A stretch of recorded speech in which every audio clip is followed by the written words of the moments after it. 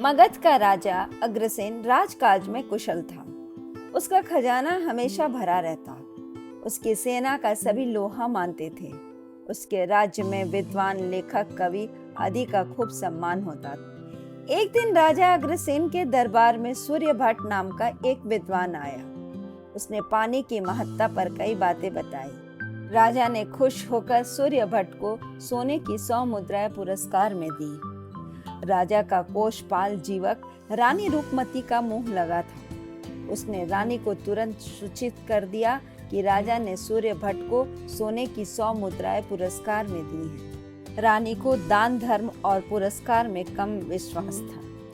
राजा अग्रसेन जैसे ही रानी के कक्ष में पहुंचे, रानी ने क्रोध में भरकर उनसे कहा, राजन, आजकल आप सोना और पानी एक तराजू से तोल रहे हैं। राजा ने पूछा, रूपमती, तुम यह क्या कह रही हो? आज किसी दरबार में पानी के बारे में कुछ बताया तो आपने उसे सोने की 100 मुद्राएं दी, रानी ने व्यंग करते हुए कहा। राजा ने रानी को समझाते हुए कहा, रूपमती, आदमी के जीवन में पानी का महत्व सोने से ज्यादा है। आदमी सोने के बिना जीवित रह सकता है, लेकिन पानी के बिना नहीं। फिर पानी का संचय करना तो राजा का धर्म है। रानी ने हंसते हुए कहा, राजन, आप भूल रहे हैं। अगर आज आपका खजाना खाली हो जाए तो सारा कामकाज ठप हो जाएगा। सोना पाने के लिए बहुत मेहनत करनी पड़ती है, लेकिन पानी के लिए बस एक घड़े को कुएं में डालना पड़ता है। राजा अग्रसेन ने रानी से बहस करना ठीक नहीं समझा। उसने कहा, रूपमती, मैं इस विषय में तुमसे 6 महीने बाद बात करूंगा। राजा अग्रसेन ने सूर्यभट्ट की सलाह पर अमल करते हुए पूरे राज्य में कई नहर, तालाब आदि खुदवा दिए।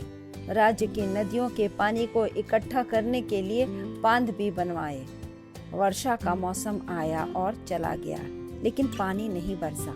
राजा अग्रसेन फिर भी निश्चिंत था। उसके राज्य के किसान नहर, बांध और तालाबों में संचित जल का लाभ उठाकर खेती में लगे हुए थे। एक दिन राजा ने रानी रूपमती से कहा, रानी, अब तो तुमने देख ही लिया कि पानी का कितना मोल है। मैं समझता हूँ कि सूर्यभट्ट को सोने की 100 मुद्राएं देना उचित था। रानी को धन का अहंकार था। वह बोली, राजन, आप यह क्यों भूल जाते हैं कि नहर, तालाब और बांध बनवाने के लिए आपको खजाने का सोना ही खर्च करना पड़ा है। सोना ना होता तो सूर्यभट्ट आपके पास पानी का महत्व बतलाने नहीं आता। सूर्यभट्ट ने आपको जो कुछ भी बतलाया, सोना पाने के लिए ही बतलाया था। राजा ने खिन्न होकर कहा, रूपमती, इस विषय पर 6 माह के बाद बातचीत करने का निर्णय लिया था। अभी 6 माह बीतने में 2 दिन शेष हैं। रानी ने हंसते हुए कहा, राजन, 2 दिन के बाद भी मैं यही कहूंगी। रानी रूपमती को आखेट का शौक था। वह दूसरे दिन अपने कुछ सहेलियों और 2 सैनिकों के साथ निकल पड़ी। घने जंगल में रानी को एक हिरन दिखाई पड़ा। वह अपना घोड़ा हिरन के पीछे दौड़ाने लगी।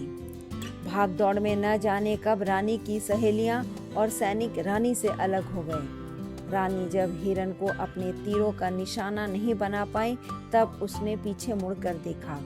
उसकी सहेलियां और सैनिकों का कहीं अता पता नहीं था। वह घबरा गई। भय के मारे उसका कंठ सूखने लगा। उसने पानी के लिए अपनी नजर इधर उधर दौड़ाई। ऊंचे टीले पर चढ़कर भी देखा, मगर कहीं पानी नजर नहीं आया। उसे लग रहा था, अगर मैंने थोड़ी देर और पानी नहीं पिया तो मैं प्यासी ही मर जाऊंगी।